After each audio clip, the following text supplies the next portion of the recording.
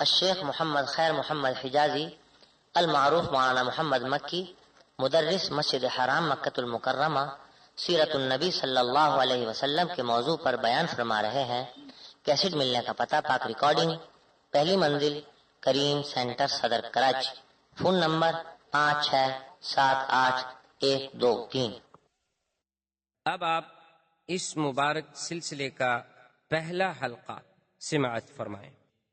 الحمد للہ رب العالمین، والصلاة والسلام على اشرف الانبیاء وسید المرسلین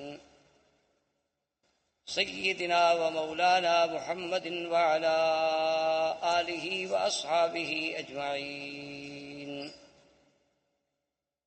اللهم صل على سيدنا محمد النبي الأمي الهاشمي وعلى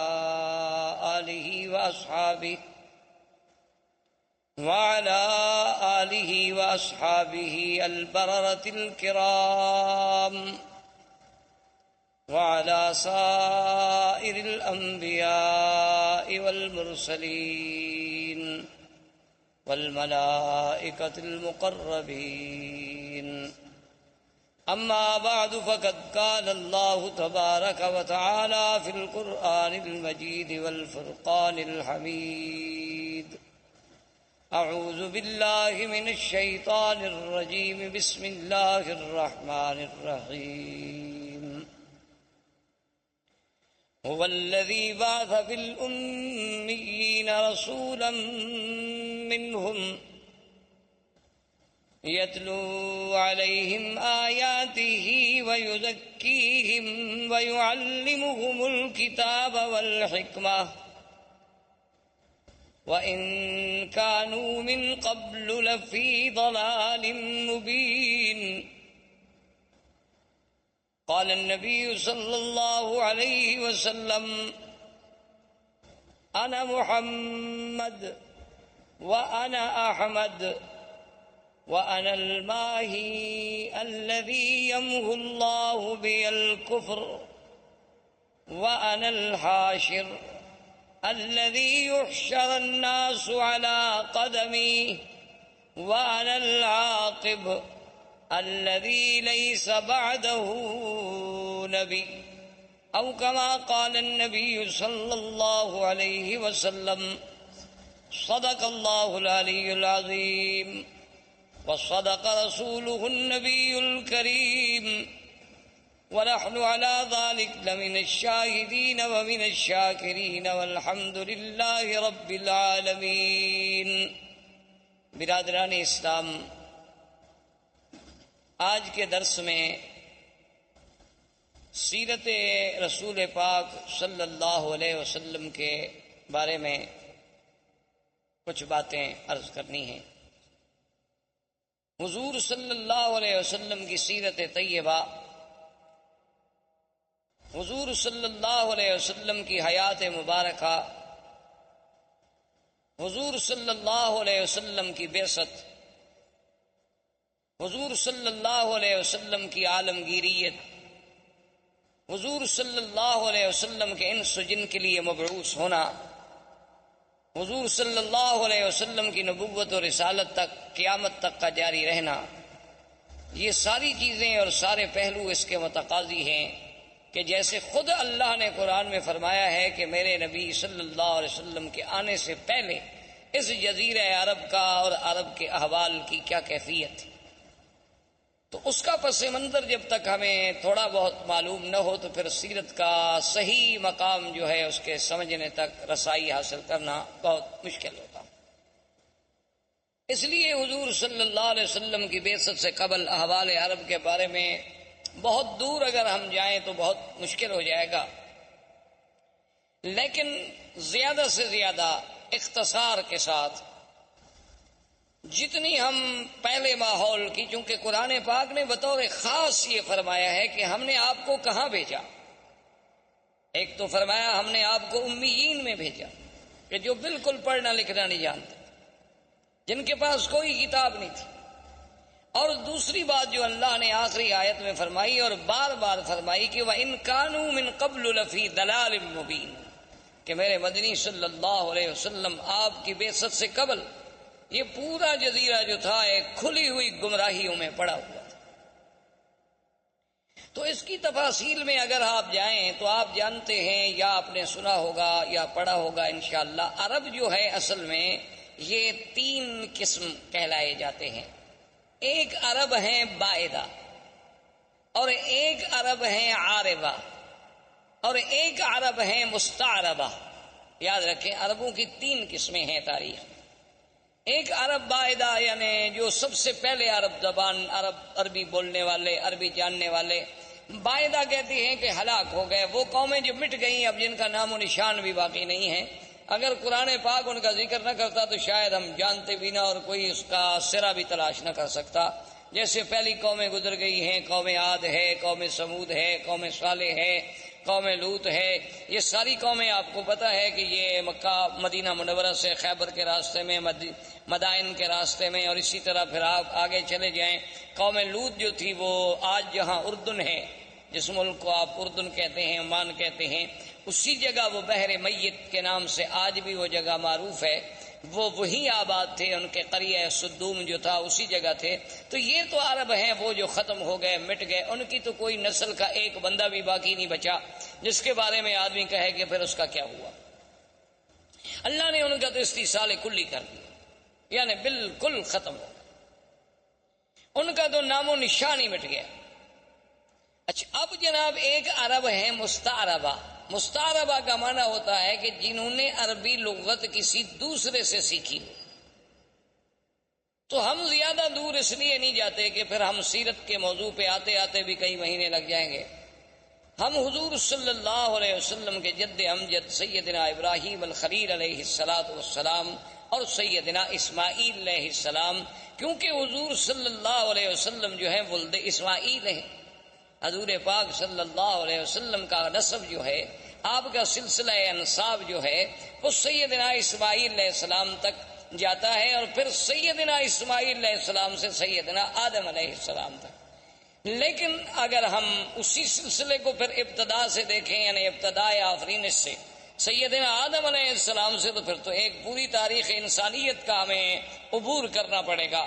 لیکن اگر ہم سیدنا اسماعیل اور سیدنا ابراہیم علیہ السلام سے شروع کریں تو ایک تو ہم قریب آ جائیں گے، اور دوسرا ان سے حضور کا براہ راست تعلق ہے کہ حضور صلی اللہ علیہ وسلم ولد اسماعیل.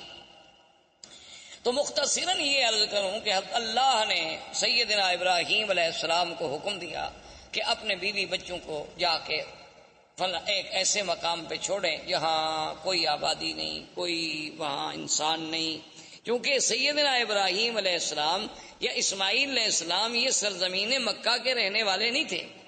ان کا اصل جو ہے، ان کی اصل جو ہے وہ عراق اور اس کے بعد شام، فلسطین، شام، عراق، اس کے ان علاقوں میں آپ رہنے والے تھے. تو وہاں سے حضرت ابراہیم علیہ السلام آئے اللہ کے حکم پر، اپنی بیوی اور اپنے چھوٹے بچے، دودھ پیتے ہوئے بچے سیدنا اسماعیل علیہ السلام کو حکم خداوندی کے مطابق اسی مقام پہ چھوڑا جہاں اب چاہے زمزم ہے، جہاں یہ کنواں ہے زمزم کا، اسی جگہ ان کو بٹھا دیا.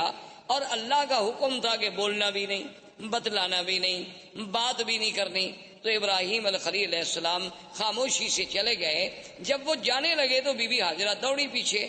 انہوں نے کہا الا من تقلنا یا ابراہیم الخلیل، یہ اللہ کیا کر رہے ہو کہ یہاں کوئی انسان نہیں، یہاں کوئی پانی نہیں، یہاں کوئی آبادی نہیں. وادن غیر ذی زرع، کالے پہاڑوں میں گھری ہوئی ایک وادی ہے. تو اور یہاں جہاں کعبہ شریف ہے یہاں بالکل ایک ٹیلے کا نشان تھا. تو ہمیں کیسے چھوڑ کے جا رہے ہو؟ ابراہیم علیہ السلام خاموش ہیں چونکہ اللہ کا حکم نہیں جواب دینے کا. تو آخر بی بی نے مجبور ہو کر یہ جو جنت المعلا جسے آپ کہتے ہیں نا جنت المعلا، یہ اصل میں اس کو معلا کیوں کہتے ہیں کہ یہ کعبۃ اللہ کا سرزمین مکہ کا اونچا حصہ ہے، یعنی یہ اعلیٰ ہے. اعلیٰ معنی بلند، اور یہ جو ہے اسفل، یہ مسفلہ جس کو آپ کہتے ہیں محلہ مسفلہ، اس کو مسفلہ کیوں کہتے ہیں کہ یہ اسفل ہے، یہ یعنی نیچے والا حصہ ہے، اور وہ جانب اعلیٰ ہے.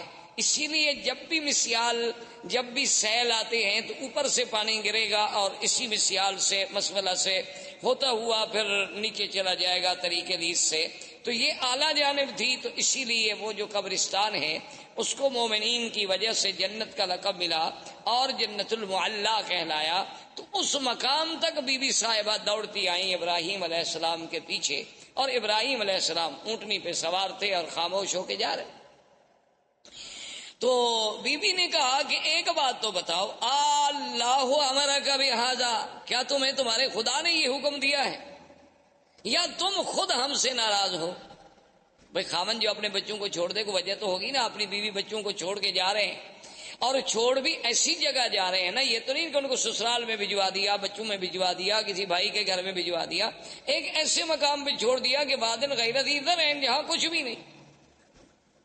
تو جب انہوں نے یہ کہا تو اللہ نے حکم دیا کہ جواب دے، تو آپ نے فرمایا ان اللہ امرنی، اللہ نے مجھے حکم دیا ہے، میں اللہ کے حکم کے بغیر تمہیں نہیں چھوڑ کے جا رہا۔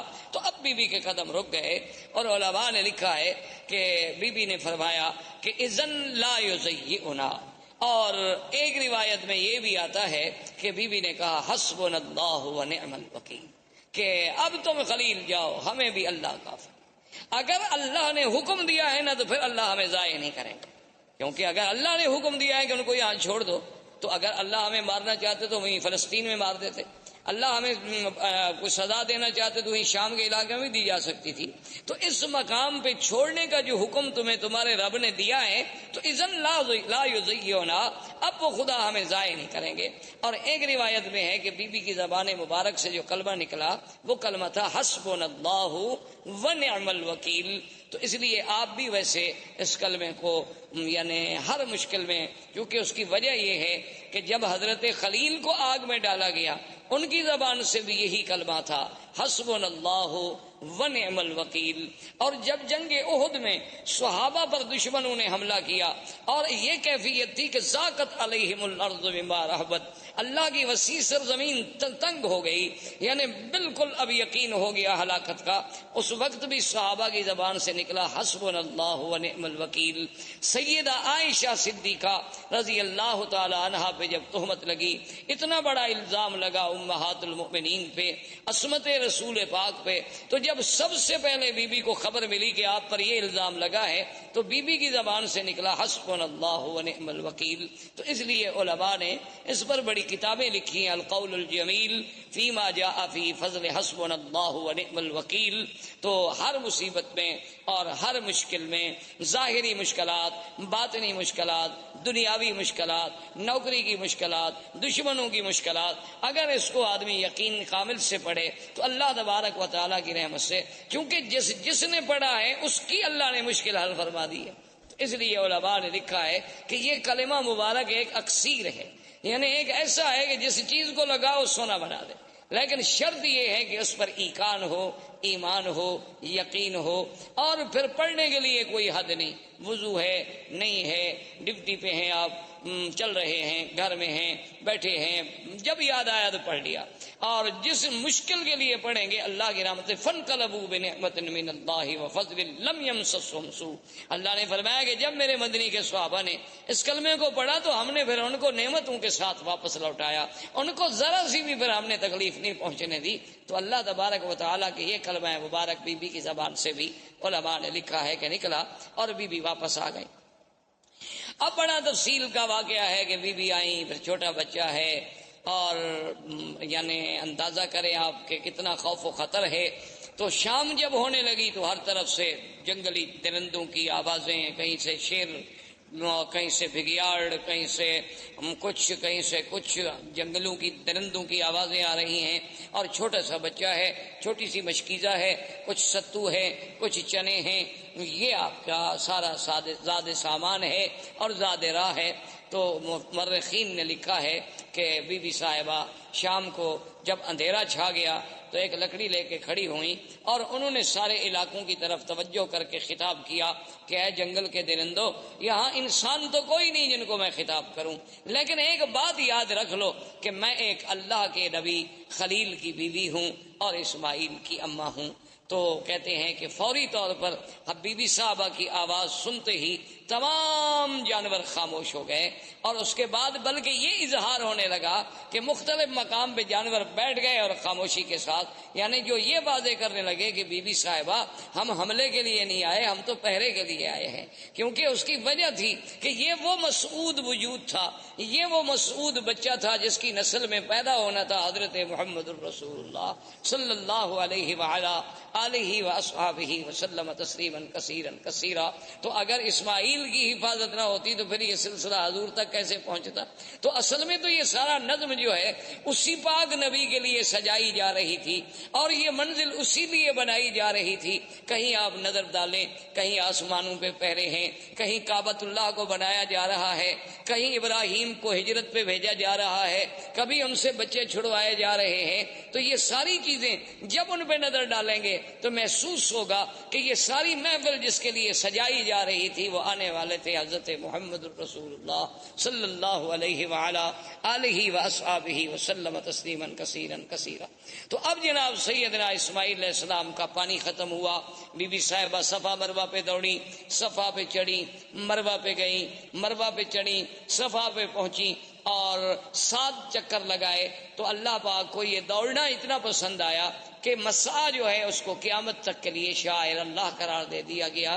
اب جناب بی بی کے کان میں آواز آئی کہ جاء الغوث، کہ اللہ کی مدد آ گئی۔ بی بی نہ گھبرائیں، تو بی بی صاحبہ کھڑی ہو گئی، انہوں نے کہا کون ہو آواز دینے والے، سامنے آؤ۔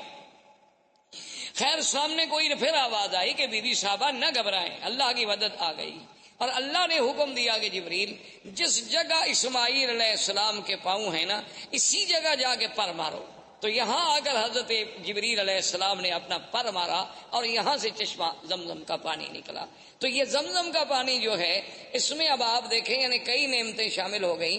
ایک تو یعنی جبریل علیہ السلام کا پر ہے، اور دوسرا اللہ کے نبی اسماعیل کے پاؤں ہیں، اور تیسرا اس میں ایک بڑی نعمت ملی ہے کہ حضور صلی اللہ علیہ وسلم نے آمنہ کے لال نے جب پیا تو آپ نے پینے کے بعد پانی بچا کے برتن میں ڈالا اور اپنا لعاب مبارک ڈالا، اور اس کے بعد حکم دیا کہ اس کو بھی زمزم میں ڈال دو، تاکہ وہ اسماعیل سے جو سلسلہ ہے نبوت کا جیسے زمزم ہے اسی طرح وہ سلسلہ بھی جڑ جائے کہ قیامت تک امت کو زمزم ملے کہ اللہ کے فرشتے کا پر ہو، میرے دادے کے پاؤں ہوں اور محمد مدنی کا لعاب ہو۔ اس لیے علماء نے لکھا ہے کہ زمزم کا پانی جو ہے وہ جنت کے پانی سے افضل ہے، حوض کوثر سے افضل ہے، یعنی جنت کی نہروں سے افضل ہے۔ انہوں نے کہا اس کی وجہ یہ ہے کہ جنت کی نہریں تو اللہ کے حکم سے پیدا ہو گئی نا، کن ہو جا بس ہو گئی، اور اسباب کی حد تک تو وہاں کوئی چیز نہیں، حکم دیا گیا کہ جنت بن جا، بن گئی، حکم دے دیا نہریں جاری ہو جائیں، ہو گئی۔ لیکن یہاں تو اسباب بھی ہیں کہ 2 نبی اکٹھے، ایک رسول نوری ہے جبریل، وہ بھی رسول ہے، قاصد ہے اللہ کا، اور ایک پیغمبر حضرت اسماعیل، اور تیسرے پیغمبر سیدنا محمد الرسول اللہ۔ تو ان سب چیزوں کے جمع ہونے سے زمزم کو جو فضیلت ملی وہ جنت کے پانی سے بھی زیادہ بڑھ گئی۔ تو اس لیے علماء نے لکھا کہ جب معراج پہ جانے سے قبل حضور پاک کا سینہ مبارک کھولا گیا تو ہر چیز جبرائیل جنت سے لائے لیکن پانی زمزم سے لیا، جو دلیل تھی اس بات کی کہ پانی زمزم کا افضل ہے، ورنہ اگر اور کوئی پانی افضل ہوتا تو وہاں سے پانی لانا جبریل کے لیے کیا مشکل تھا۔ جنت سے جب تستم من ذہب، سارا سامان جنت سے لائے، آپریشن کے سامان سارا جنت سے لائے، ٹانکے لگانے کے لیے دھاگا سارا جنت سے آیا، ہر چیز جنت سے لائی گئی، لیکن پانی زمزم کا استعمال ہوا کیونکہ افضل رسول کا افضل دل جو تھا وہ افضل پانی سے دھل سکتا تھا۔ تو اس لیے اللہ تبارک و تعالیٰ نے اس پانی کو ایک شرف بخشا۔ اب اتفاق یہ ہوا کہ یمن کے علاقوں میں ایک تھی سد معارب، سد کہتے ہیں بند، جیسے بڑا بند ہوتا ہے نا جی، جیسے آپ ڈیم بناتے ہیں اور آگے بند لگاتے ہیں، تو انہوں نے بھی ایک بہت بڑی سد بنائی تھی، جیسے سد اسکندری، جیسے سد یاجوج ماجوج، جیسے آپ سمجھیں دیوار چین، اسی طرح ان کی ایک سد معارب کہلاتی تھی۔ وہ اتفاق کی بات ہے کہ ٹوٹ گئی۔ جب سد معارب ٹوٹ گئی تو پانی پھیل گیا، پانی تو ختم ہو گیا، وہ پانی رکتا تھا اور اس سے وہ سال ہر سال استفادہ کرتے تھے۔ تو جب پانی ختم ہو گیا تو اب یمن کے قبائل جو تھے وہ نکلے مختلف علاقوں میں آباد ہونے کے لیے کہ ہم کہاں جائیں۔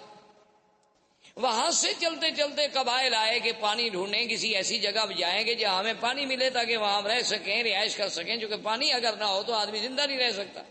اللہ نے قرآن پاک میں بھی یہ بات واضح فرما دی کہ وَجَعَلْنَا مِنَ الْمَاءِ كُلَّ شَيْءٍ حَيٍّ، اللہ نے فرمایا ہم نے ہر چیز جاندار کی جان جو ہے وہ پانی کے ساتھ معلق رکھی، اسی پانی سے ہم نے اس کو زندہ کیا۔ تو پانی وجہ حیات ہے، پانی مردہ زمینوں کی حیات ہے، مردہ انسانوں کی حیات ہے۔ تو ڈھونڈتے ڈھونڈتے قبیلہ جرہم، یہ یمن کا قبیلہ تھا اور یہ عرب تھے، بنو جرہم جو تھے یہ تو خالص عرب تھے کیونکہ یہ تو یمن سے تھے۔ تو یہ قبیلہ جرہم جو ہے پانی تلاش کرتے کرتے کرتے جب مکہ مکرمہ کے قریب آیا تو دیکھا کہ کچھ پرندے اڑ رہے ہیں۔ اچھا یہ قاعدہ ہے کہ جہاں پانی ہو تو وہاں پھر پرندے آتے ہیں، ان کو بھی احساس ہوتا ہے کہ کوئی ہمیں پانی والی جگہ ملے۔ تو انہوں نے جب پرندوں کو اڑتے ہوئے دیکھا تو قبیلہ جرہم نے آپس میں مشورہ کیا، انہوں نے کہا کہ بھئی یہاں تو ہم نے کبھی پرندے اڑتے نہیں دیکھے، یہ کیا ہے، تلاش کیا جائے۔ اپنے آدمی بھیجے تو انہوں نے کہا کہ ہاں وہاں تو پانی ہے، ایک بڑا چشمہ ہے اور وہاں ایک بوڑھی عورت بھی بیٹھی ہے اور ایک بچہ بھی ہے۔ تو انہوں نے کہا کہ ٹھیک، وہ قبیلے کا قبیلہ سارا یہاں پہنچا۔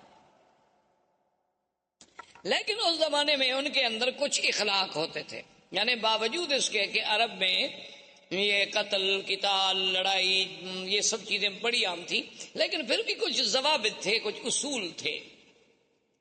تو وہ جب آئے تو انہوں نے بی بی صاحبہ سے کہا کہ بھی ہم پانی کی تلاش میں یمن سے نکلے ہیں، اب آپ خود اندازہ کریں کہ یمن سے چلتے چلتے ہم مکہ پہنچے اور یہاں ایک چشمہ ہے، تو آپ اگر ہمیں اجازت دیں کہ ہم اس چشمے کے قریب رہ جائیں تو آپ کی بڑی مہربانی ہوگی۔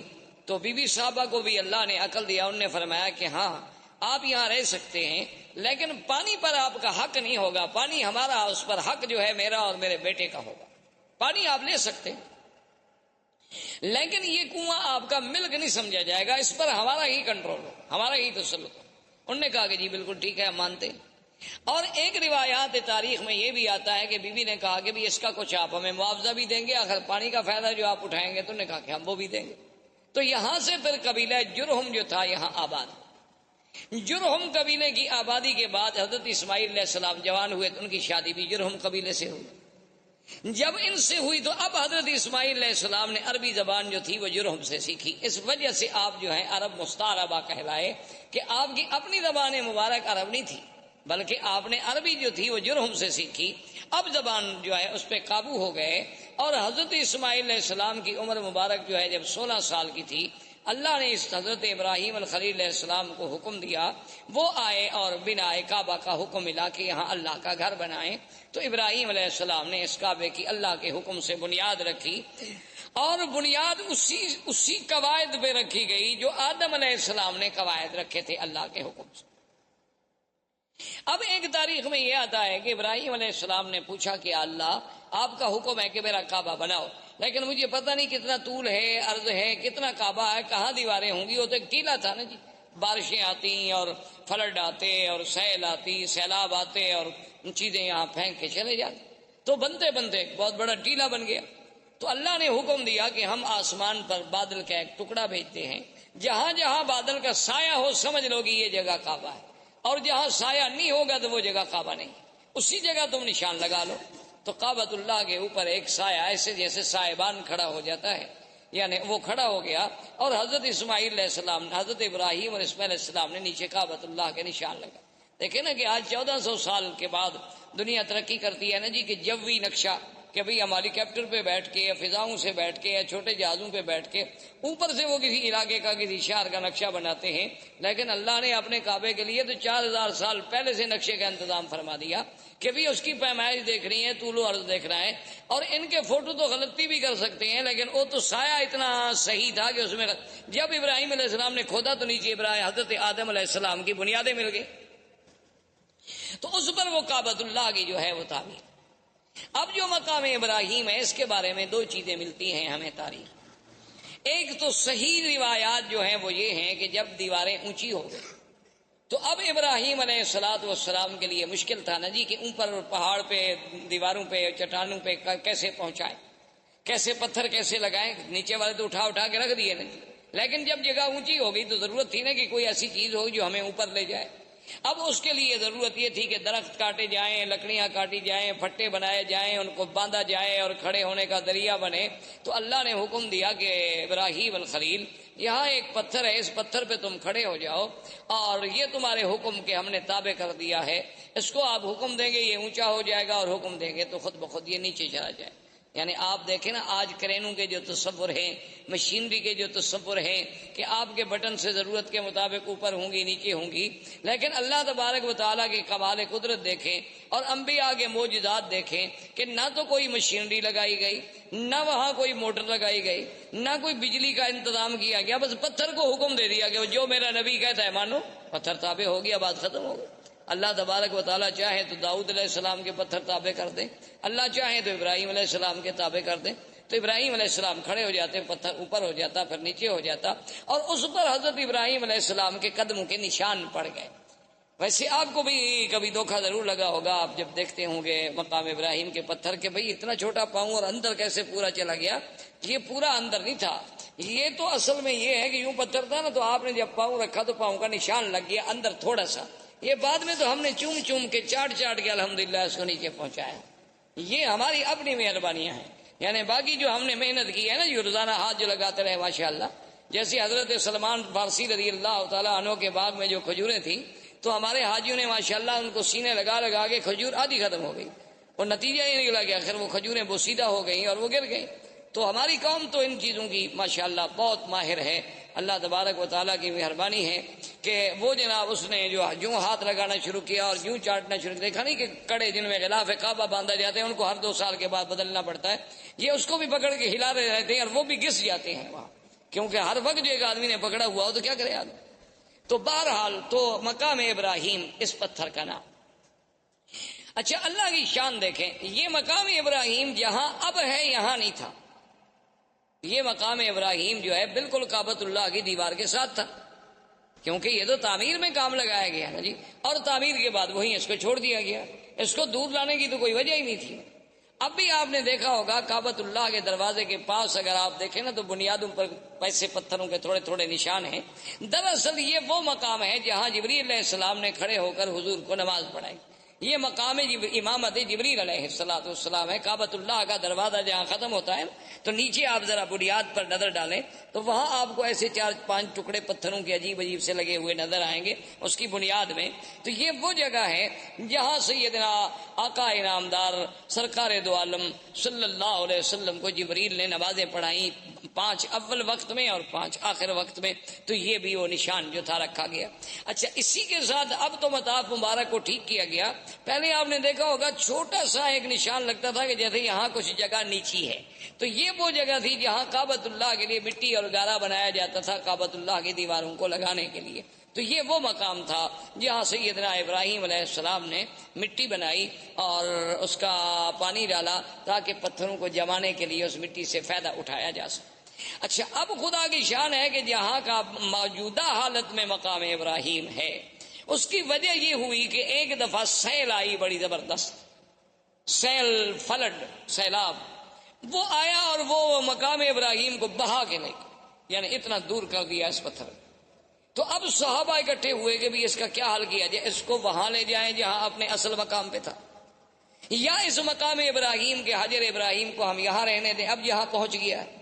تو صحابہ نے مشورہ کیا ابھی وہاں لے جانے سے کعبۃ اللہ کے طواف کرنے والوں کو رکاوٹ بنے گی، کیونکہ وہ دیوار سے تھوڑے فاصلے پر تھا، اگر یہاں دور ہو گیا تو اچھی بات ہے، کافی درمیان میں فاصلہ ہے، اس وقت تو تصور اتنے لوگوں کا ہوتا تھا نا جی، یہ تو بعد میں الحمدللہ اللہم زد فزد کہ ہر سال اللہ کی رحمت سے عدد جو ہے بڑھتا جا رہا ہے اور انشاءاللہ قیامت تک بڑھتا چلا جائے گا۔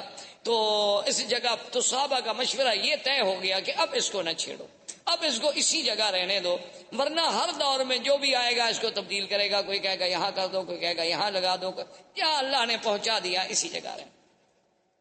لیکن آپ حیران ہوں گے، حکمت دیکھیں خدا کی، آج بھی ہمیں تواریخ سابقہ، تاریخ عالم کو جب آپ کھولیں تو ان میں یہ باتیں ملتی ہیں کہ بعین ہی اسی جگہ ابراہیم علیہ السلام جب کعبۃ اللہ بنا رہے تھے نا تو یہاں کھڑے ہو کر دیوار کو دیکھتے تھے کہ دیوار سیدھی ہے کہ نہیں، کیونکہ ان کے پاس کوئی آلات تو تھے نہیں اور نہ پہلے زندگی میں کبھی عمارت بنائی تھی، وہ تو اللہ کا حکم تھا نا کہ تعمیر کر دو، تو یہی جگہ تھی، وہ پتھر سے اتر کے آتے نا، جیسے آپ مکان بنا رہے ہو تھوڑا دور کھڑے ہوں گے نا دیوار کے قریب، تو آپ نہیں کھڑے ہوں گے، وہ آگے دیکھتے بھی دیوار ٹھیک ہے، پتھر ٹھیک ہے، کوئی پتھر آگے کوئی پتھر پیچھے تو نہیں. تو اللہ کو بھی وہی جگہ منظور تھی کہ سیلاب بھی آیا تو اس پتھر کو اسی جگہ لے آیا، ورنہ وہ چاہتا تو یہاں سے دور لے جاتا.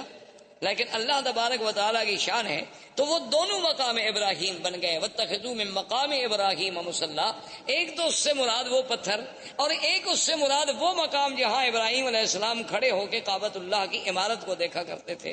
تو اللہ تبارک و تعالیٰ نے اس جگہ کو بھی یعنی اتنی بڑی عظمت بخشی، اتنی بڑی شان بخشی کہ وہ قیامت تک کے لیے قرآن میں آیا، اور مصلی خلیل، مصلی حبیب سیدنا محمد الرسول اللہ صلی اللہ علیہ وسلم جو ہے بن گیا. اب یہ سیدنا ابراہیم علیہ السلام نے کعبہ بنایا، اللہ نے ندا کا حکم دیا کہ کعبہ بن گیا ہے، لوگوں کو حج کے لیے پکارو. تو اس ندا میں بھی اقوال ہیں. بعض علماء فرماتے ہیں اسی حجر ابراہیم پہ کھڑے ہو کے ابراہیم علیہ السلام نے ندا دی. بعض علماء فرماتے ہیں کہ جبل ابی قبیس، یہ جو پہلا جس قریب پہاڑ ہے نا جس پہ اب محلات ہیں، یہ پہاڑ ابی قبیس جو، اور اللہ کی شان ہے کعبۃ اللہ اول بیت، یہ دنیا میں سب سے پہلا گھر، اور ابی قبیس اول جبل وضع فی الارض، یہ دنیا کے پہاڑوں میں سب سے پہلا پہاڑ ہے جو زمین پہ رکھا گیا. تو ابھی قبیس پہ کھڑے ہوئے. اور ایک روایت میں ہے کہ حضرت ابراہیم علیہ السلام عرفات میں جا کے عرفات کی پہاڑی پہ کھڑے ہو کے آپ نے ندا دی. ایک روایت یہ بھی آتی ہے. تو وہاں سے اللہ نے ان کی ندا کو پوری دنیا میں کائنات میں پہنچا دیا. تو اب ابراہیم علیہ السلام تشریف لے گئے، حضرت اسماعیل علیہ السلام یہاں رہے، حضرت اسماعیل علیہ السلام کی شادیاں ہوئیں. اس طریقے سے اللہ تبارک و تعالی نے سرزمین کو آباد کیا، اور اس پورے علاقے میں ماں سوائے دین توحید کے اور کوئی دین نہیں تھا. یعنی سب لوگ جو تھے وہ ملت ابراہیم، سب لوگ جو تھے وہ دین ابراہیم پہ تھے، اور کوئی شرک نہیں، کوئی بے دینی نہیں، کوئی احداث نہیں، کیونکہ ان علاقوں کو تو دین ملا ہے. اسی وجہ، یہی تو وجہ تھی نا کہ ہر آدمی یہ کہتا تھا کہ میں ملت ابراہیم پہ ہوں. یہودیوں کا بھی دعویٰ کہ ہم ملت ابراہیم، نصرانیوں کا دعویٰ کہ ہم ملت ابراہیم، مشرکین مکہ کا دعویٰ کہ ہم ملت ابراہیم پہ. آخر اللہ نے ارشاد فرمایا ما کان ابراہیم یہودیا ولا نصرانیا ولکن کان حنیفا مسلما وما کان من المشرکین. اللہ نے فرمایا کہ ابراہیم نہ تو یہودیت پہ تھے نہ نصرانیت پہ، اب وہ تو بالکل ساری دنیا سے مائل ہو کے دین اسلام، دین حق پہ چلنے والے، اور نہ وہ مشرکین میں سے تھے. تو یہ سارا دین جو تھا دین توحید تھا، ملت ابراہیمی تھی. سب سے پہلے عمر ابن لوہی ایک شخص تھا، وہ مکے کا سردار تھا اور بہت بڑا سردار. یعنی اس کی بات جو تھی نا جی مکے میں اور قبائل میں اور حول مکہ ایسے مانی جاتی تھی کہ اس کی بات کے ٹالنے کا کسی کو کوئی تصور بھی نہیں تھا.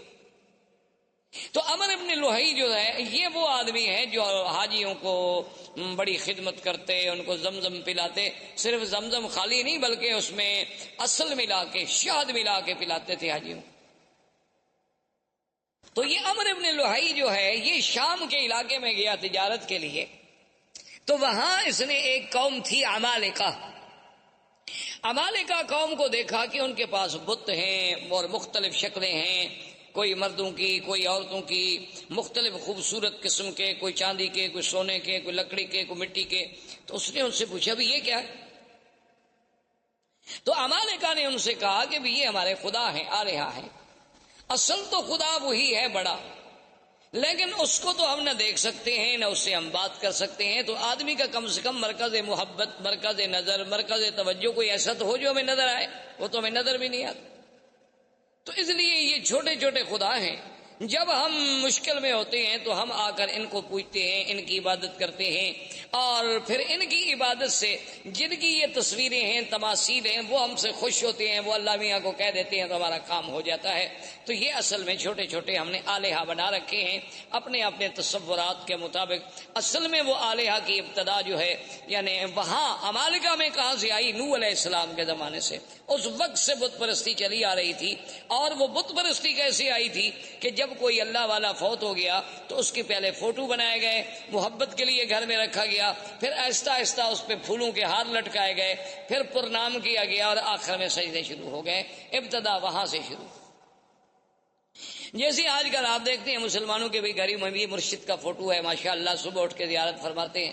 اسی طرح بہت سارے لوگوں نے قرآن شریف کے پہلے صفحے پر اپنے مرشد کا فوٹو رکھا ہوتا ہے کہ جب تلاوت قرآن کرنی ہو تو پہلے مرشد کے فوٹو کی زیارت کرتے ہیں، بوسہ دیتے ہیں، آنکھوں سے لگاتے ہیں، پھر وہ فوٹو حکم کرتا ہے قرآن پڑھو تو پڑھتے ہیں، اگر حکم نہ کرے تو قرآن بند کر کے رکھ دیں گے، چونکہ چلنا تو مرشد کے حکم پر ہے نا، اگر وہ ہمیں حکم دیں گے تو اس طرح عمالقہ میں یہ بھی بت پرستی داخل ہو گئی.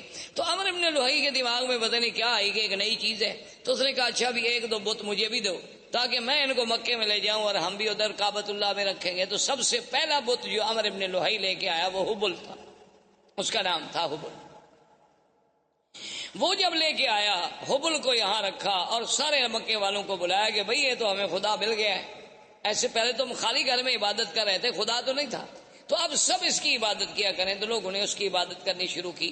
اس نے باقی قبائل کو بلایا، پھر ہر قبیلے کے لیے خدا بنتا چلا گیا، کو بنو ثقیف کا، کو بنو حذیل کا، کو بنو خزاعہ کا، کو قریش کا، کو بنو ہاشم کا، سب خدا بناتے گئے. اور پھر اس نے لوگوں سے یہ بھی کہہ دیا، اس نے کہا کہ دیکھو یہ بت تو بناؤ، خدا تو بناؤ، لیکن یہ شرط ہے کہ مٹی ہمارے اس شہر کی ہو، یعنی پتھر یہاں سے لو، مٹی بھی یہاں سے لو، پھر اس سے بناؤ، ہر مٹی سے نہ بناؤ، چونکہ یہ تو اللہ کے گھر کی مٹی ہے نا، یہ تو مبارک مٹی ہے. یہ چیزیں جو ہے نا جی اس کے دماغ میں آئیں. اس لیے حضور پاک نے فرمایا تھا کہ اول من بدل الدین عمرو بن لوہی، سب سے پہلے اللہ کے دین میں تحریف کرنے والا، بدلنے والا اور شرک کی ابتدا کرنے والا سرزمین مکہ میں جو تھا تو عمرو بن لوہی.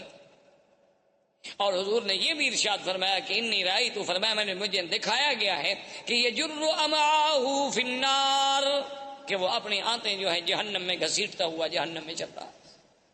تو یہ وہ پہلا شخص تھا جس سے بت پرستی کی ابتدا. اس نے آرڈر کر دیا کہ بھئی کوئی آدمی بت بنائے، ہر قبیلہ بت بنائے، لیکن وہ بت مکے کے پتھروں سے ہو.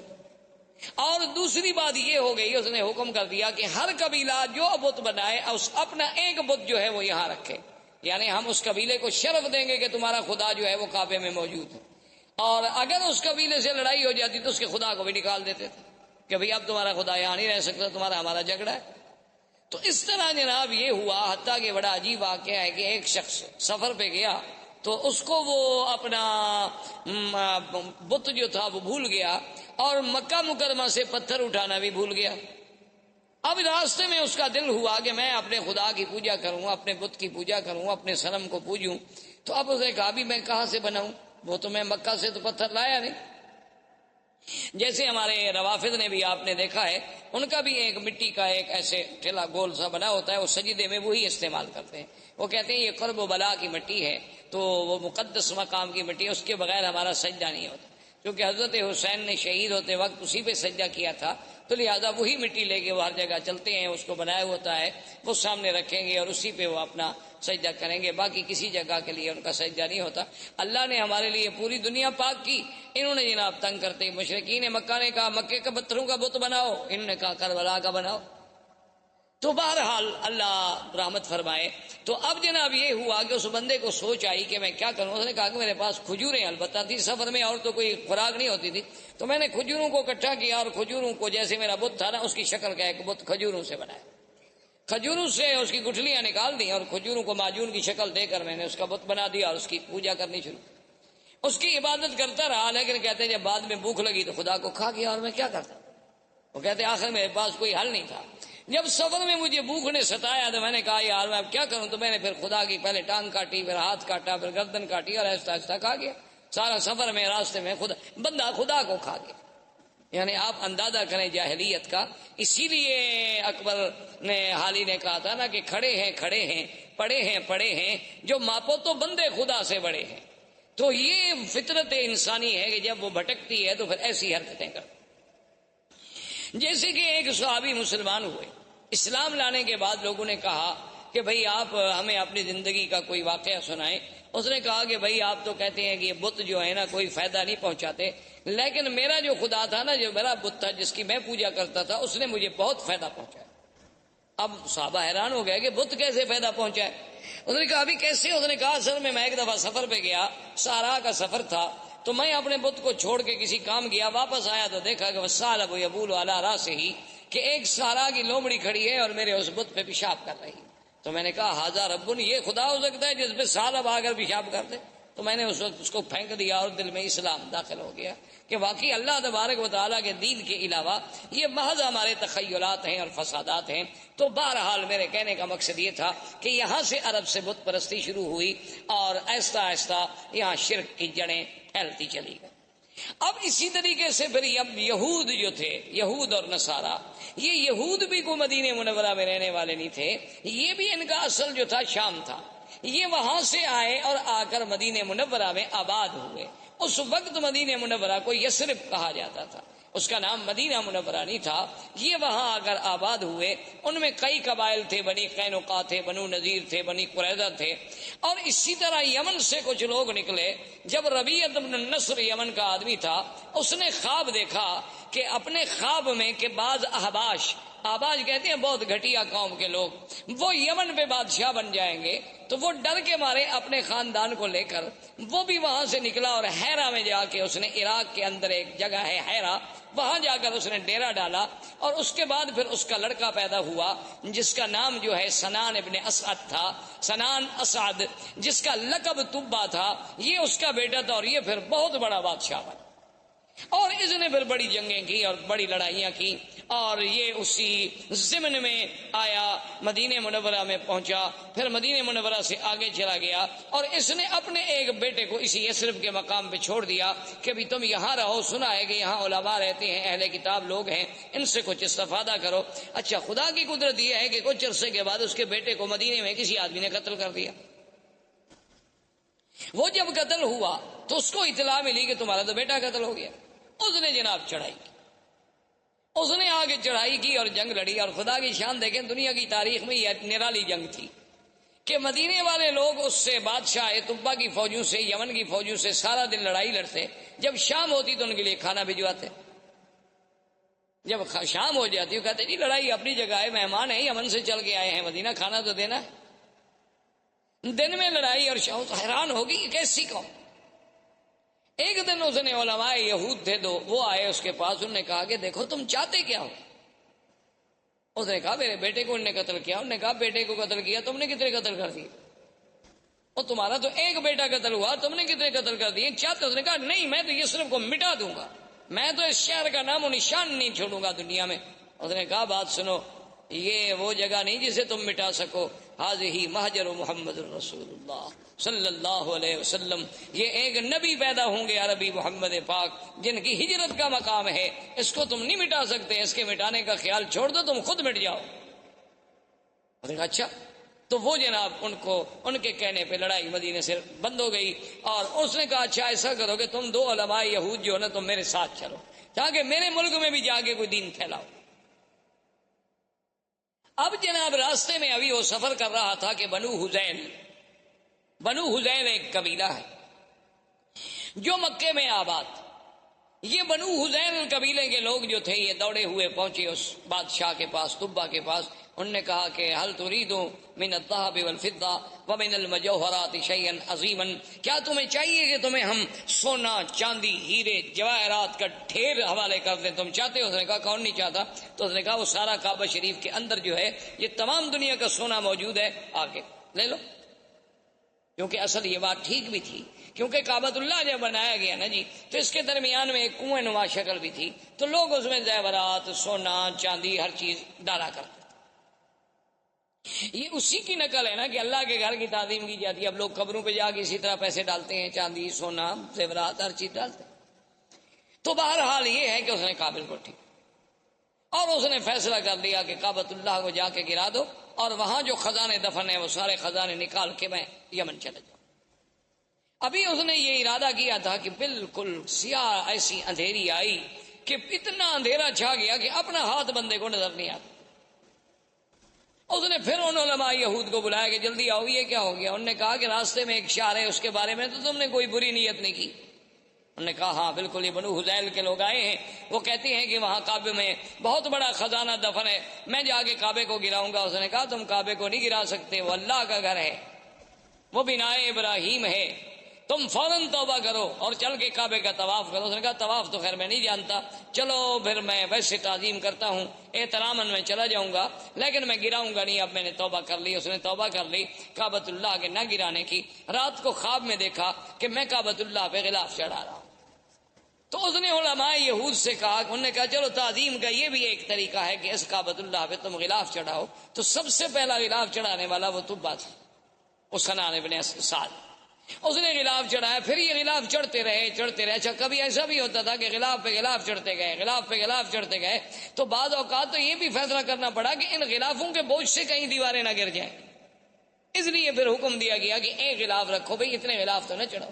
تو یہ ان دونوں یہودیوں کو لے کر اپنے ملک میں گیا، جس کی وجہ سے یمن میں بھی یہودیت پھیل گئی، یمن میں بھی یہودیت غالب آ گئی.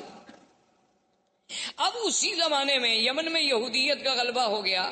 نجران کے علاقوں میں کچھ نصارہ تھے، اور اسی طرح ہرقل قیصر روم جو ہے وہ نصرانی تھا. تو اسی زمانے میں وہ ابو نواس بادشاہ تھا جس نے حدود بنائی تھی، جس نے خندقیں کھودی اور مسلمانوں کو جس میں جلایا گیا تھا، وہ ابو نواس تھا. اس نے جناب لوگوں کو جلا ڈالا کہ یا تم مجھے خدا مانو ورنہ میں تمہیں آگ میں جلا ڈالوں. تو اس جلنے والے واقعے میں سے صرف ایک آدمی تھا جو بچ گیا، دوس. وہ وہاں سے بھاگا اور اس نے جا کے ہرقل سے کہا کہ یہ کیا بات ہے کہ ایک ہزاروں آدمیوں کو زندہ آگ میں جلا دیا جائے، اب تو یمن کے ہمارے قبیلوں میں کوئی بچہ ہی نہیں، میں صرف اپنی جان بچا کے بھاگ کے تمہارے پاس آیا ہوں، تم میری مدد کرو. تو ہرقل نے قیصر روم، اس وقت اس کا لقب تھا قیصر، دو سپر پاور تھیں اس زمانے میں، ایک فارس اور ایک قیصر، ایک روم، یہ دو سپر پاوریں تھیں. تو یہ سارے علاقے جو تھے نا جی، المانیہ سے لے کر یمن تک، یہ ان کے تسلط میں تھے، اور یہ فارس کا ماورا النہر اور ترکمنستان اور یہ ساری جو اب آپ کی ریاستیں آزاد، یہ ساری کی ساری فارس کے قبضے میں تھیں. تو یہ دونوں طاقتیں تھیں. تو قیصر روم نے حکم دیا حبشہ کے بادشاہ نجاشی کو کہ 70,000 کی فوج لے کر فوراً تم اس پہ حملہ کرو جس نے اتنے لوگوں کو آگ میں ڈالا اور جلا ڈالا ہے. تو نجاشی آیا. نجاشی کے بعد اس کے گورنروں میں دو آدمی تھے، ایک کا نام فریاد تھا اور ایک کا نام ابرہہ.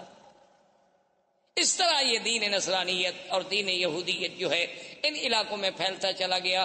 یہاں عمر بن لوہی کی وجہ سے بت پرستی شروع ہو گئی، مشرکین مکہ آ گئے، اور ماہوالی جو تھے اس میں یہودیت اور نصرانیت کی بیج ڈال دیے گئے. اسلام جو تھا اصل اور ملت ابراہیم کا جو اصل تصور تھا وہ ختم ہو.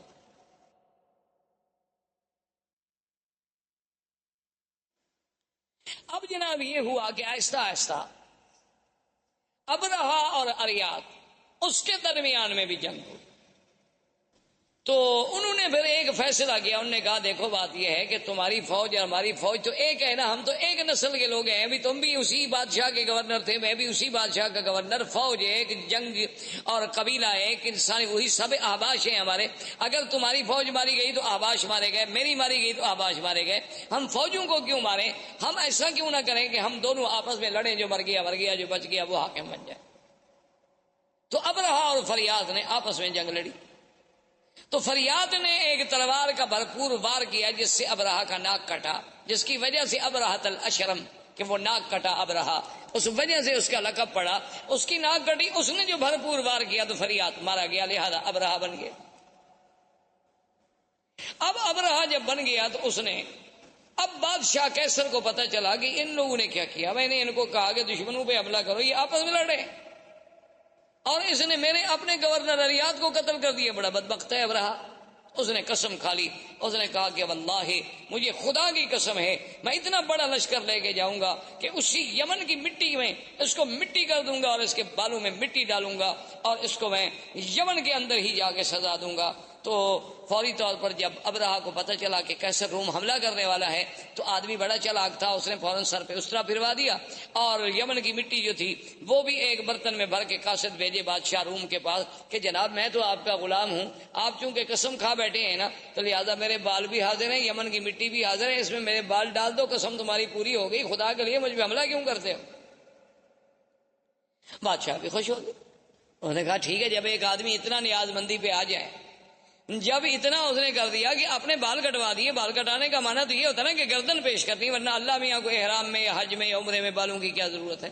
مقصد تو یہ ہے کہ ہم نے سر اللہ کے حکم پہ جھکا دی کہ اپنی محبوب ترین چیز جو ہے بندے نے پیش کر دی، قربان کر دی. اب جناب جب یہ ہو گیا تو اب ابرہا نے اسے خوش کرنے کے لیے انہوں نے کہا کہ جناب گزارش یہ ہے کہ سرزمین عرب میں ایک کعبہ ہے تو ہم یہاں اپنا کعبہ کیوں نہ بنائیں. تو وہاں اس نے ایک کعبہ بنایا جس کا نام کلیس، اور اس کعبے کو اتنا جناب اس نے بنایا تعمیری طور پہ، اور اس کے بعد اس نے قیصر روم سے کہا کہ پوری دنیا میں اعلان کریں کہ اس کعبے کا حج کریں. اعلان ہو گیا. ایک قبیلہ تھا نسیع، عرب کا ایک قبیلہ تھا نسیع. نسیع کا معنی ہوتا ہے کسی چیز کو پیچھے کرنا. اچھا، یہ قبیلہ جو تھا نا یہ حرم کے بڑے مجاور تھے اور حرم کے بڑے خادم تھے، اور یہ مکہ اور طائف کے قریب درمیان میں یہاں ان کا قبیلہ آباد تھا. اصل میں ان کو نسیع کیوں کہا جاتا تھا کہ 4 مہینے ہیں نا جن میں جنگ اللہ نے حرام کر دی تھی، اربعۃ حرم. اچھا، وہ 4 مہینے کون سے تھے؟ رجب، اچھا اس کے بعد پھر ذی القعدہ، ذی الحجہ اور محرم. اچھا، یہ 3 مہینے اکٹھے ہیں، ذی القعدہ، ذی الحجہ، محرم. رجب اکیلا ہے. اب جناب جب یہ اتنی مدت ہو جائے عربوں کو لڑائی نہ ہو، تو عرب تو بغیر لڑائی کے رہ نہیں سکتے تھے نا. یہ تو قومیں ایسی تھی کہ بس ہر وقت لڑنا ہے. ان کی لڑائیاں اس بات پہ بھی ہوئی ہیں کہ ایک قبیلے نے کہا کہ تمہارے درختوں سے ایک چڑیا اڑی اور میرے درختوں پہ آ کے بیٹھ گئی، یہ زیادتی کیوں ہوئی؟ اس پہ لڑائی شروع ہو گئی اور سینکڑوں آدمی قتل ہو گئے کہ وہاں سے چڑیا اڑ کے میرے باغ میں کیوں. لڑائی ہو گئی. اب جناب یہ جب ان کا اب جب 3 مہینے صبر کیسے کریں، تو یہ اس قبیلے والوں کو کہتے کہ ہم نے فلاں قبیلے سے لڑنا ہے. تو کہتے کوئی بات نہیں، ہم محرم کو پیچھے کر دیتے. ہم محرم جو ہے نا پیچھے کر، ذی الحج کے بعد جب مہینہ آتا وہ کہتے جی یہ سفر ہے، اس کے بعد محرم آئے گا، تو اس کو یعنی 1 مہینے کو پیچھے کر دیتے. تو اس لیے ان کو نسیع کہا گیا کہ یحلونہ عاما ویحرمونہ عاما. اللہ نے قرآن میں بھی فرمایا 1 سال تو اس کو محرم رہنے دیتے، 1 سال اس کو سفر بنا دیتے، پھر جنگ حلال ہو جاتی. تو یہ نسیع قبیلہ جو تھا، ان کو جب پتہ چلا کہ بھئی حبشے میں ابرہا نے ایک کعبہ بنایا ہے خدا کے کعبے کے مقابلے پر، انہوں نے کہا بھی اگر آہستہ آہستہ اس کی رونق بڑھ گئی اور چرچا بڑھ گیا تو ہمارا تو مسئلہ ختم ہو جائے گا. یہ یہاں سے کچھ آدمی نکلے اور چوری چوری داخل ہوئے عبادت کے بہانے سے، رات کو وہاں گندگی کٹھی کی اور ان کی دیواروں کو گندگی لگا کے یہ غائب ہو گئے. صبح جب ابرہا کو اطلاع ملی کہ تمہارے کعبے کو تمہیں بے حرمتی کی، اس نے کہا یہ کس نے کی ہوگی؟ اس نے کہا صاف بات ہے، صاف بات ہے، عرب قبائل کے علاوہ اور کون کر سکتا ہے، اور کسی کو ہمارے کعبے سے کیا دکھ ہے.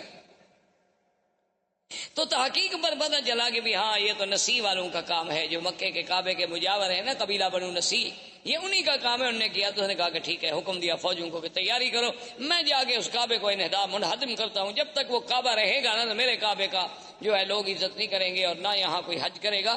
اس کعبے کو توڑ دیتے ہیں، کچھ عرصے کے بعد لوگ بھول جائیں گے کہ کہاں کعبہ تھا، کہاں کیا تھا، کیا حج تھا، کیا احکام تھے. تو یہ وہاں سے لشکر لے کے چلا، اور اسی کے لشکر میں ہاتھیوں کا لشکر تھا، اور ان میں جو سب سے بڑا ہاتھی تھا اس کا نام محمود تھا.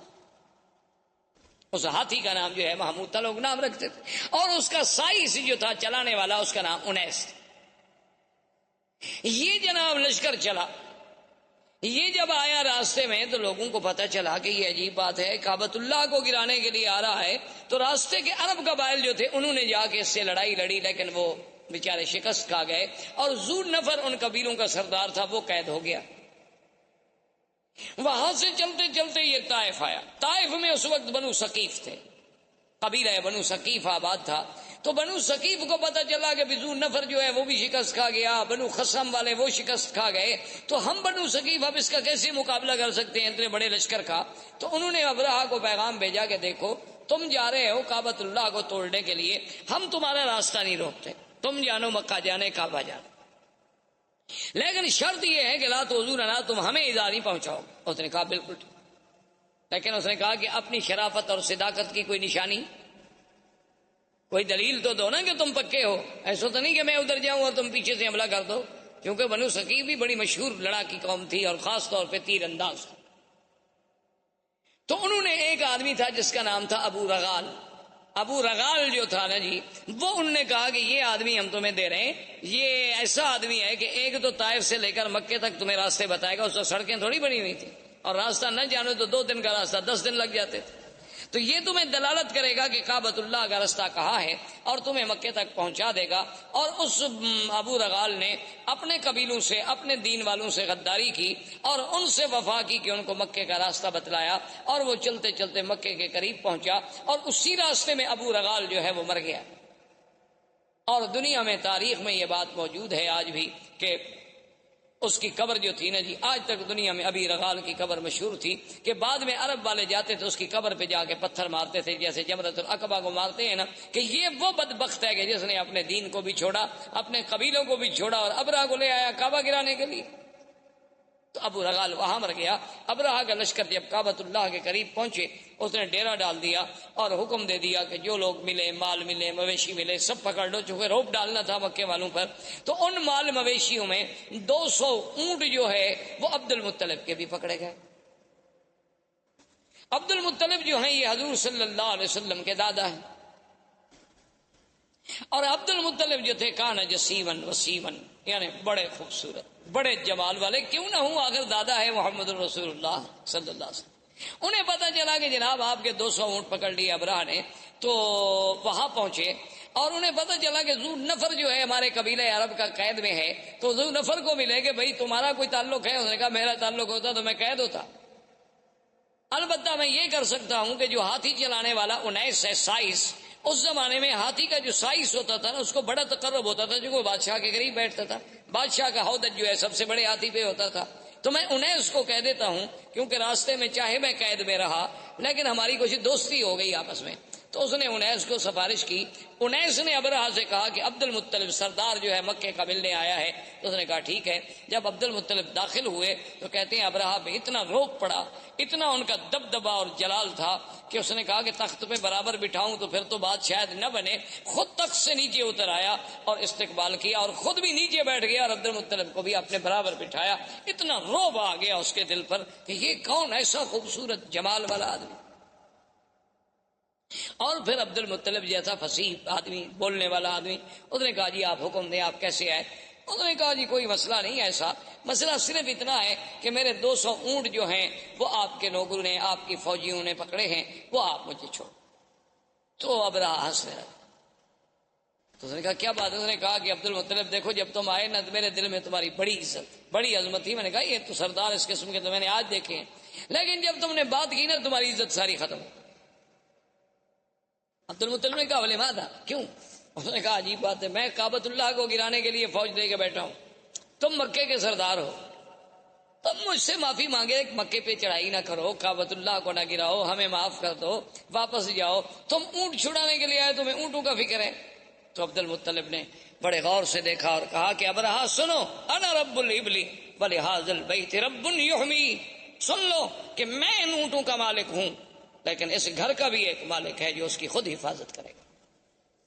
مجھے کیا ضرورت ہے حفاظت کرنے کی؟ ہم تمہارا مقابلہ نہیں کر سکتے، تو یہ کون سی معقولیت ہوگی کہ ہم بلا وجہ جنگ لڑیں؟ مجھے اونٹوں کی فکر تھی، میں آ گیا، لیکن اس گھر کا بھی ایک رب ہے، ولہذا البیت رب، اس گھر کا بھی ایک رب ہے، یحمی ہے جو اپنے گھر کی خود حفاظت کرے گا، ورنہ ہم تو عاجز بندے ہیں، ہم حفاظت نہیں کر سکتے۔ تو ابرہہ نے کہا اچھا ٹھیک ہے جی، لے جاؤ اونٹ لے جاؤ، لیکن بات سن لو، قریش سے کہہ دو، قبائل عرب سے کہہ دو کہ ہم تمہارے ساتھ جنگ کے لیے نہیں آئے، ہم تو صرف اللہ کے کعبے کو گرانے کے لیے آئے ہیں۔ اگر وہ میرے راستے میں رکاوٹ نہیں بنیں گے، اگر وہ میرا راستہ نہیں روکیں گے تو میں ان کو کبھی تکلیف نہیں پہنچاؤں گا، بس میں کعبہ کا انہدام کر کے چلا جاؤں گا۔ عبد المطلب نے کہا ٹھیک ہے۔ آئے، انہوں نے اعلان کر دیا کہ مکے والوں پہاڑوں پہ چلے جاؤ، اللہ سے دعائیں مانگو۔ خود اس نے طواف کیا، ملتزم پہ آیا اور اس نے کہا کہ مولا تو جانتا ہے کہ ہم عاجز ہیں، ہم تیرے گھر کی حفاظت نہیں کر سکتے، آج اپنے گھر کی حفاظت تو خود فرما۔ اور اس کے بعد پہاڑوں پہ چلے گئے۔ بادشاہ نے حکم دیا اور اس محمود ہاتھی کو آگے چلایا۔ وہ ابو نفر جو قید میں تھا، وہ تو قبیلہ عرب کا سردار تھا نا، اس نے جب دیکھا کہ ہاتھی لے کر یہ کعبۃ اللہ کی طرف گرانے کے لیے جا رہے ہیں، تھا تو بیچارہ قیدی، لیکن اس نے موقع حاصل کر کے آیا اور محمود ہاتھی کے کان جو تھے نا، ایک کان سے چمٹ گیا، لٹک گیا اس کے کان سے، اور کہنے لگا ابرک یا محمود، ابرک یا محمود امامک بیت اللہ، کہ اے ہاتھی بیٹھ جاؤ، مت بڑھو، آگے خدا کا گھر ہے، خدا کا گھر ہے۔ اس نے اتنی کہنا تھا کہ ہاتھی بیٹھ گیا۔ اب ہاتھی جب بیٹھ گیا تو بادشاہ ابرہہ نے حکم دیا سائس کو کہ ہاتھی کو چلاؤ، ہاتھی کو مارتا ہے، ہاتھی چلتا نہیں۔ سائس نے کہا کہ چلو ہاتھی کا رخ موڑو یمن کی طرف۔ ہاتھی کا رخ جب یمن کی طرف موڑا گیا تو وہ جناب چل پڑا۔ اس نے کہا پھر ایک لمبا چکر دے کے پھر کعبے کی طرف موڑو، کعبے کی طرف موڑے وہ برک کر کے بیٹھ جائے۔ اس نے کہا یہ عجیب بات ہے، ہاتھی کیوں نہیں جاتا؟ اس نے کہا جی اب آپ دیکھ رہے ہیں میں یمن کی طرف چلاتا ہوں تو چلتا ہے اور کعبے کی طرف چلاتا ہوں تو نہیں چلتا ہے۔ تو ابھی اسی اسنا میں تھے کہ اللہ تبارک و تعالیٰ کے حکم سے کعبۃ اللہ کی جانب سے آسمان پہ سیاہی پھیل گئی اور چھوٹے چھوٹے پرندوں کا اتنے بڑے غول آئے گے جیسے بادل ہوتا ہے، جس کو قرآن کہتے ہیں الم تر کیف فعل ربک باصحاب الفیل الم یجعل کیدہم فی تضلیل وارسل علیہم طیرا ابابیل ترمیہم بحجارۃ من سجیل فجعلہم کعصف مأکول۔ اللہ نے فرمایا کہ آپ نے نہیں دیکھا کہ اللہ نے ہاتھی والوں سے کیا کیا، اللہ نے کیسے ان کی قید، ان کے مکر، ان کے چالاکی، ان کے دھوکے کو اللہ تبارک و تعالیٰ نے کیسے مٹا ڈالا، اور کیسے فرمایا کہ پرندے بھیجے اور پرندے بھی چھوٹے سے، اور ہر پرندے کے پاس 3 چھوٹے چھوٹے پتھر کے دانے ہیں، یعنی ایک پنجے میں، ایک دوسرا پنجے میں، ایک چونچ میں۔ اللہ نے حکم دیا کہ بس ان کو تم گراؤ، یہ ایٹم کے ذرے بن جائیں گے۔ فَجَعَلَهُمْ كَعَصْفٍ مَأْكُولٍ، ایسے ہو گئے کہ جیسے گھاس چرا ہوا، گھاس دیکھا نا جیسے روندا ہوا ہو، گھاس جانور چبا چبا کے پھینک دے اور پاؤں کے تلے رونت ڈالے۔ بعض کہتی ہیں کہ جس پہ وہ آیا بیماری ہوئی اور گوشت گلنے لگ گیا، گرنے لگ گئے، مرتے مرتے ابرہا مر گیا۔ تو یہ وہ سال ہے جس میں ولد فیہا رسول اللہ صلی اللہ علیہ وسلم، جس میں میرے مدنی محمد مصطفیٰ صلی اللہ علیہ وسلم پیدا ہوئے۔ چونکہ عرب کے پاس کیلنڈر نہیں تھا، تقویم نہیں تھی، تاریخ نہیں تھی، وہ بڑے بڑے حوادث کو یاد کرتے تھے کہ یہ واقعہ کب ہوا، یہ واقعہ کب ہوا۔ اب ان کو جب پوچھا جاتا کہ حضور کب پیدا ہوئے، وہ کہتے اس سال پیدا ہوئے جس سال ہاتھی کا قصہ ہوا، ولد سنۃ الفیل۔ تو اب میرے مدنی صلی اللہ علیہ وسلم کی پیدائش کا مرحلہ آیا۔ تو یہ احوال عرب تھے۔ اس کے بعد جو میں نے سابقہ درس میں عرض کیا تھا وہ پیدائش سے پہلے کے حالات تھے، اور زندگی باقی انشاءاللہ تو آنے والے درس میں اب ہم بیان کریں گے ولادت محمد مصطفیٰ۔ السلام علیکم ورحمۃ اللہ وبرکاتہ۔ برادران اسلام، آج کے اس درس میں سرکار دو عالم، سرکار مدینہ حضرت محمد مصطفیٰ صلی اللہ علیہ وعلا آلہ واصحابہ وسلم تسلیما کثیرا کثیرا کی سیرت مبارک کے بارے میں کچھ باتیں عرض کریں۔ سب سے پہلی بات تو یہ تصور فرما لیں کہ حضور صلی اللہ علیہ وسلم کی سیرت مبارکہ، آپ کی سیرت طیبہ، آپ کی زندگی کے ہر پہلو میں ایک ایسی شان ہے کہ ساری زندگی بھی انسان اگر اس کو بیان کرنے کے لیے اپنی پوری سعی و جد و جہد کرے تو وہ زبانیں گنگ ہو جائیں گی، قلم ٹوٹ جائیں گے، لیکن حضور صلی اللہ علیہ وسلم کی سیرت کے پہلو بیان نہیں ہو سکتے۔ ہم مسلمانوں کا الحمدللہ یہ عقیدہ ہے کہ اللہ تبارک و تعالیٰ نے جتنے پیغمبر مبعوث فرمائے، جتنے نبی بھیجے، جتنے رسول آئے، جن کی صحیح تعداد کا علم تو اللہ کو ہے۔ عام روایات سے جو بات معلوم ہوتی ہے وہ یہ ہے کہ 1,24,000 نبی بھیجے گئے، جن میں 313 رسول آئے، اور ان 313 رسولوں میں سے پھر 5 اولو العزم من الرسل آئے، اور ان 5 میں سے بھی پھر سب کے سردار جو ہیں وہ خاتم الرسل سیدنا محمد مصطفیٰ صلی اللہ علیہ وسلم کی ذات مبارک۔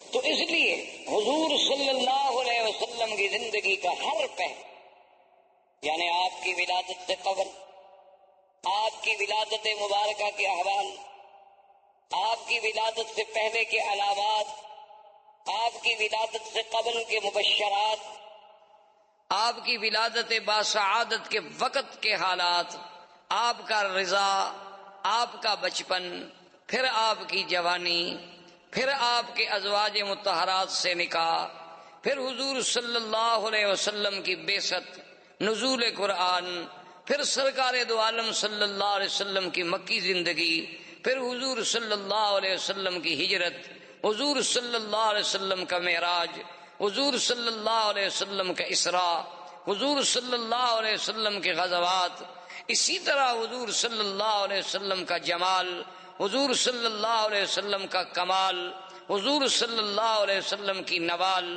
حضور صلی اللہ علیہ وسلم کے معجزات، پھر معجزات کے اقسام کے معجزات سماوی، معجزات ارضی، پھر حضور صلی اللہ علیہ وسلم کے معجزات جن کا تعلق جسد رسول سے ہے، جسم رسول سے ہے، اسم رسول سے ہے، حضور صلی اللہ علیہ وسلم کے دین کی آفاقیت، آپ کی کتاب کی عالمگیریت، آپ کا پورے انس و جن کے لیے سراپا رحمت، آپ کا دور بشارت، آپ کا دور نظارت، آپ کا دور اسفار، آپ کا دور فتح مکہ، آپ کا دور اپنوں کے ساتھ، آپ کا دور بیگانوں کے ساتھ، آپ کی خارجی زندگی، آپ کی داخلی زندگی، آپ کے معاملات، آپ کا برتاؤ غلاموں کے ساتھ، کون سا پہلو ہے جس پہ آدمی، کوئی مورخ، کوئی صاحب قلم، کوئی استاذ، کوئی مدرس، میرا تو ایمان ہے کہ اگر ساری دنیا کے پڑھے لکھے لوگ بھی سیرت پاک پہ لکھنا شروع کر دیں تو ہماری اپنے عقول، ہمارے اپنی جد و جہد، ہماری سعی، ہماری ہمتیں، ہماری زبانیں گنگ ہو جائیں گی، لیکن سیرت پاک کے پہلو ہم کسی طرح سر انجام پورے نہیں کر سکے صلی اللہ علیہ وسلم۔ اب اس بات پہ آپ غور کریں، تاریخ عالم پہ نظر ڈالیں، کتب سیر پہ نظر ڈالیں، جس انداز میں میرے آقا سرکار دو عالم حبیب کبریا حضرت محمد مصطفیٰ صلی اللہ علیہ وسلم کا ورود مسعود ہے، اور کسی اللہ کے نبی پیغمبر کے بارے میں یہ بات نہیں ملتی۔ یعنی اسی سے آپ اندازہ لگائیں کہ 1,24,000 پیغمبر حضور صلی اللہ علیہ وسلم کے آنے کا اعلان کرتے جائیں۔ اللہ نے قرآن میں تو صرف عیسیٰ علیہ السلام کا ذکر فرما دیا نا، چونکہ آپ سے زمانہ قریب تھا، کہ عیسیٰ علیہ السلام کے بارے میں ذکر آیا کہ وَمُبَشِّرًا بِرَسُولٍ يَأْتِي مِن بَعْدِ اسْمُهُ احمد۔ لیکن اصل بات یہ ہے کہ ہر کتاب، تورات میں، انجیل میں، زبور میں، ہر کتاب میں نعت محمد مصطفیٰ صلی اللہ علیہ وسلم۔ تو یہ اتنا بڑا اہتمام، حالانکہ اللہ تو جانتے تھے نا کہ حضور صلی اللہ علیہ وسلم کس زمانے میں پیدا ہوں گے، اللہ کو تو علم تھا، اور یہ بات بھی موجود تھی کہ حضور صلی اللہ علیہ وسلم خاتم الانبیاء والمرسلین ہے، اس کا مطلب یہ ہے کہ سب سے آخر میں آئیں گے۔ یہ بات ایک فیصلہ شدہ بات ہے، اور اللہ کا تو علم کامل ہے، اللہ تو عالم ما کان و ما یکون ہے۔ لیکن یہ قاعدہ ہے کہ جتنی شان ہوگی، جتنی عظمت ہوگی، اتنا ہی اس کا اہتمام ہوگا کہ ہر پیغمبر آئیں اور حضور کے آنے کے بارے میں خوشخبری دیں اور امت کو بتلائیں۔ اسی طرح دوسری بات پہ آپ نظر ڈالیں، یہ تو بات موجود ہے کہ جب بھی کوئی آدمی ایمان لائے گا تو سارے انبیاء پر ایمان لائے گا، کہ تمام اللہ کے نبی برحق، تمام اللہ کے رسول برحق۔ لیکن یہ ہمیں کسی جگہ نہیں ملتا کہ اللہ تبارک و تعالی نے باقاعدہ پورے انبیاء جتنے اللہ نے پیدا فرمانے تھے سب سے یہ وعدہ لیا ہو، یہ عہد لیا ہو، یہ میثاق لیا ہو کہ اگر میرے مدنی پاک کا زمانہ آئے گا تو تم ایمان لاؤ گے، تم حضور کی نصرت کرو گے۔ یہ کسی اور پیغمبر کے بارے میں ہمیں پورے قرآن و سنت میں بات نہیں ملتی۔ یہ شان ملی تو صرف سیدنا محمد الرسول اللہ، کہ ابھی حضور آئے نہیں، ابھی حضور پیدا نہیں ہوئے۔ یعنی جیسے اللہ نے عالم ارواح میں اپنی ربوبیت کے لیے لوگوں سے اقرار کرایا کہ الست بربکم قالوا بلا، کیا میں تمہارا رب نہیں ہوں؟ سب نے کہا کہ نہیں، آپ ہمارے رب ہیں۔ تو جب اقرار الست ہے، اسی طرح اللہ نے فرمایا اذ اخذ اللہ میثاق النبیین لما آتیتکم من کتاب وحکمت ثم جاءکم رسول مصدق لما معکم لتؤمنن به ولتنصرنہ۔ یعنی یہ شان اور کسی پیغمبر کے بارے میں نہیں ملتی کہ اللہ تمام انبیاء سے عہد لے، تمام انبیاء سے میثاق لیا جائے کہ میرا ایک نبی آئے، میرا ایک شان والا پیغمبر آئے۔ اور اسی طرح آپ پورے تاریخ عالم پہ، تاریخ انسانیت پہ، تاریخ اسلام پہ نظر دوڑائیں، ایسا واقعہ بھی آپ کو تاریخ میں کبھی نہیں ملتا کہ اللہ کا نبی پیدا نہ ہوا ہو اور اس پہ ایمان لانے والے پہلے موجود ہوں. ایسا واقعہ کبھی نہیں ملتا. یعنی یہ بات تو ملتی ہے کہ بھی انبیاء آئے، تشریف لائے، کچھ لوگ ایمان لے آئے، کچھ لوگوں نے ایمان قبول نہ کیا، کچھ لوگوں نے تصدیق کی، کچھ لوگوں نے تکذیب کی. لیکن ابھی حضور صلی اللہ علیہ وسلم کی بعثت نہیں ہوئی، پیدائش نہیں ہوئی، نبوت ملنا تو بعد کی بات ہے. یعنی ابھی حضور صلی اللہ علیہ وسلم اس دنیا میں تشریف نہیں لائے.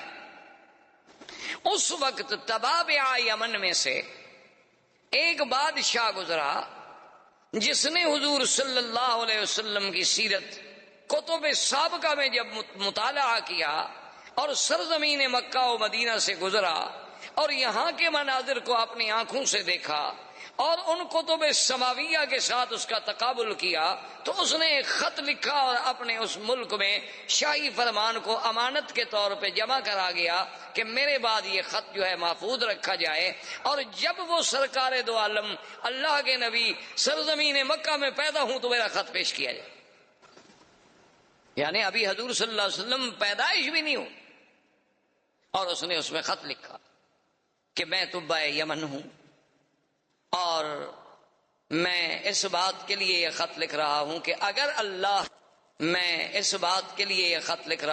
اگر اللہ نے میری زندگی میں آپ کو پیدا اور میں آپ کا وزیر بنوں گا، میں آپ کا معاون اور سپاہی بنوں گا. حالانکہ وہ بادشاہ ہے، یمن کا بادشاہ ہے. تبابع جو ہے، یہ تبا جو تھے، یہ یمن کے بادشاہوں کا لقب تھا، جیسے قیصر روم کے بادشاہوں کا لقب تھا، کسرا فارس کے بادشاہوں کا لقب تھا، اسی طرح فراعنہ مصر کے بادشاہوں کا لقب تھا، تو نجاشی حبشہ کے بادشاہوں کا لقب تھا. تو تبابع جو ہے وہ یمن کے بادشاہوں کا لقب تھا. وہ تبع الاکبر، تبع الاول، تبع الثانی، اس طرح پکارے جاتے تھے. تو اس نے لکھا کہ اگر حضور سرکار دو عالم صلی اللہ علیہ وسلم آپ کو اللہ نے میرے زمانے میں میری زندگی میں پیدا فرما دیا تو میں آپ کا سپاہی ہوں گا، آپ کا وزیر بنوں گا، آپ پہ ایمان لاؤں. اور اگر میں پہلے مر گیا اور آپ میرے بعد دنیا میں تشریف لے آئے تو پھر میرے گواہ رہیں کہ میں آپ پر ایمان لا چکا ہوں. یعنی اندازہ فرمائیں کہ پوری تاریخ انبیاء میں یہ بات نہیں ملتی کہ ایک نبی پیدا نہ ہو لیکن ایمان لانے والے پہلے اقرار کریں اور پھر اس طرح اہتمام کریں کہ شاہی فرمان لکھ کے اس کو باقاعدہ جمع کرایا جائے. احباب کرام، اس کے بعد اب آپ اس مبارک سلسلے کی CD نمبر 2 سماعت فرمائیں.